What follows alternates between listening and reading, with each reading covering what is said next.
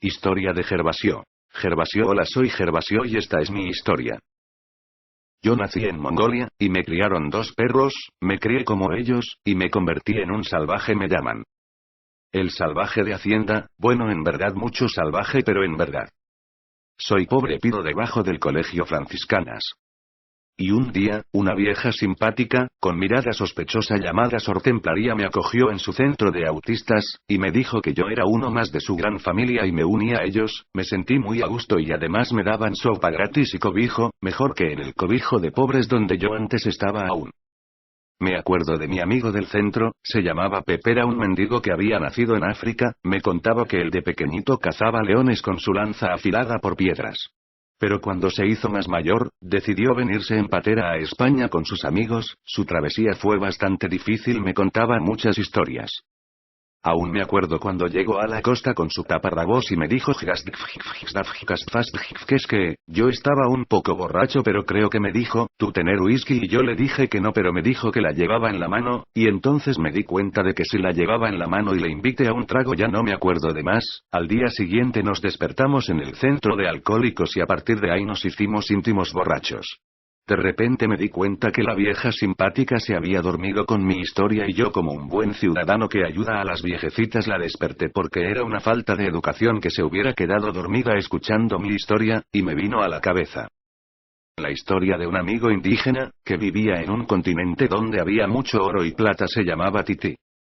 Me contaba que un día, mientras que se tomaba su baño diario con los cocodrilos, vino un tipo con unas tazas gigantes de madera, y desembarcaron en su isla. El jefe de todos esos hombres se llamaba Cristóbal Colón, que venía a conquistar nuestros territorios. Nosotros, como era de esperar, contraatacamos con nuestros cocos, pero no fueron efectivos y nos conquistaron. Después los tontos de los colonos dejaron a unos en nuestras tierras, y sin querer los matamos con mucho alcohol. Bueno, también unos cocodrilos, pero principalmente el alcohol, que después se piensa mal de los indígenas. Bueno, pero la alegría no les duró mucho, me dijo, porque después regresó con 15 tazas de esas y 1500 colonos más, y eso fue una masacre porque otra vez los cocos no tuvieron efecto con los colonos. Bueno, al final nos conquistaron por completo y nos obligaban a trabajar en el campo, y en la mina por sorteo, pero eso era una mierda, no era ni un sorteo ni nada más que nada. Me decía que lo amañaba él, y siempre le tocaba a un compañero suyo que le caía muy mal, y encima le robaba las monedas que le daban a su compañero y él no pegaba un palo al agua, y eso sí que era vida y no lo de antes con el tonto ese del Montezuma que me obligaba a lavarle los pies con la lengua, y encima era un godó que siempre había que darle cacao derretido y ahí estaba mi amigo derritiéndolo con los pies, así que ahora estaba genial. Pero eso no era en realidad lo que decía, lo había traducido un traductor de su ciudad, y en su idioma ponía David es un máquina y Juan también. Y aparte de esa historia, me contaba también una de su otro amigo Eustaquio. Me decía que él no era tan desgraciado como ellos, sino que él era mucho peor. La vida le había sonreído unas cuantas veces, pero siempre había terminado mal. Por ejemplo, me decía que una vez le habían proclamado jefe de una empresa, pero que al pasar un mes y por la crisis de la economía, la empresa se había ido a pique, y también aquella vez que creía haber encontrado a la mujer de sus sueños, le puso los cuernos, y encima le dijo que era más feo que un pie. También se quedó sin amigos porque decían que las chicas se alejaban porque era muy feo, y por esto se había quedado marginado. Él tenía un piso que era una mierda. También me decía que se parecía al piso de Peter Parker en Spider-Man 2, aunque era peor que ese. Como era un marginado de la sociedad, se hizo mejor amigo de una rata de su apartamento llamada Pilarita, le puso ese mote cariñoso porque era muy pequeña. Pero todo no siguió así de mal. Un día le tocó la quiniela que había echado haciendo horas extras debajo del puente. No se lo podía creer, la miraba una y otra vez como si fuera un hijo suyo, y cuando estuvo 2 días mirándola se decidió a canjearla. Llegó al sitio de las quinielas, cantando soy millonario, y cuando por fin la fue a canjear, la dependienta le dijo que se había confundido, y que esta era de la semana pasada. Titi me puso en la carta que le había parecido que era un tonto. Yo pensé que un poco tonto sí que era. Eustaquio, desilusionado, salió de la tienda de las quinielas. De repente, se le puso un brillo en los ojos como si hubiera visto un billete de 500, era otra quiniela premiada, pero antes de dar saltos de alegría miró la fecha de la quiniela, y era de esa semana. Se puso a dar saltos de alegría como cuando los niños pequeños ven la cabalgata de los Reyes Magos, pero su ilusión desapareció al instante como cuando un niño viendo la cabalgata de los Reyes Magos, le da un caramelo en la cabeza. Miró hacia el frente y vio a un tío del gimnasio que le dijo: esa es mi quiniela. Eustaquio empezó a correr, pero tuvo la mala suerte que el tío del gimnasio también era atleta y alcanzó a Eustaquio enseguida. Este hombre le metió una paliza, y Eustaquio, mirándose en un charco los moratones que tenía, se encontró con otra quiniela premiada y antes de dar saltos de alegría, miró la fecha, era de esa semana, miró al frente, no había nadie del gimnasio y la pudo canjear. Eustaquio se convirtió en millonario, se compró un chalet en Marbella.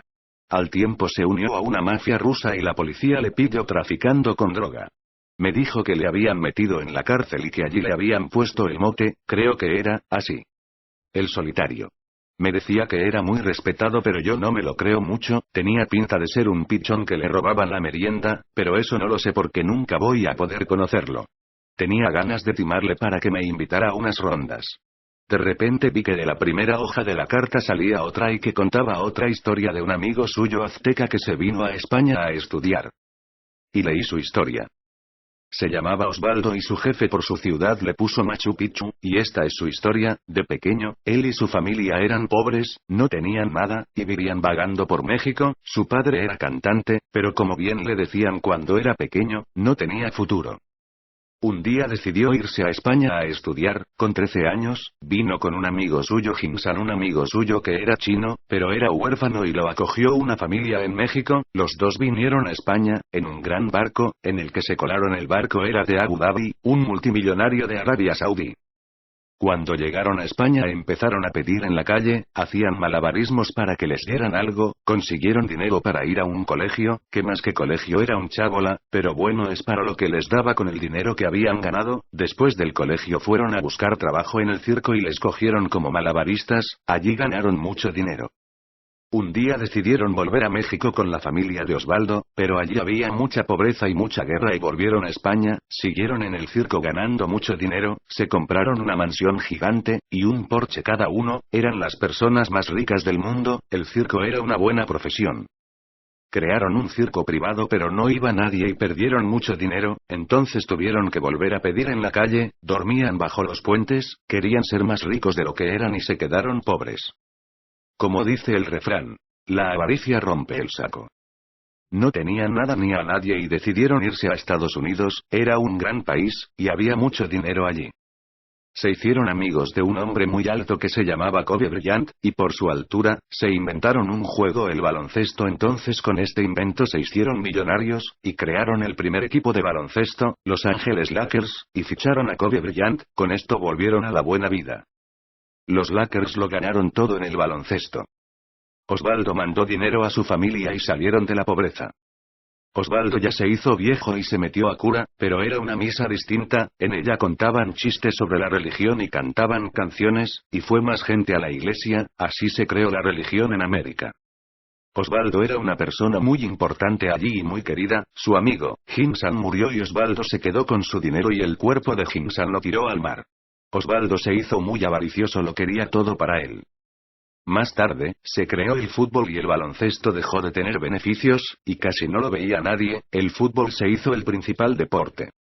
Osvaldo regresó los últimos años de su vida a México, con sus hermanos, y sus viejos amigos de la calle, pero murieron todos, y él se quedó solo, sin nadie, no tuvo hijos. Un día, desapareció, y a partir de ahí, ya nadie sabe qué pasó con él. Todavía hoy no se sabe qué le pasó, y buscan su cuerpo por América. Esto es lo que leí en la carta que tenía Eustaquio.